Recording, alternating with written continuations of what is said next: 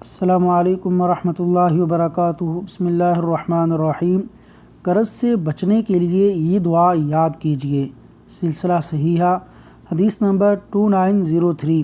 حضرت عبداللہ بن عمر رضی اللہ عنہما سے مروی ہے، کہتے ہیں کہ آپ صلی اللہ علیہ وسلم ان الفاظ کے ساتھ دعا کیا کرتے تھے: اللہم انی اعوذ بک من غلبۃ الدین وغلبۃ العدو وشماتۃ الاعداء وغلبۃ العدو وشماتۃ الاعداء۔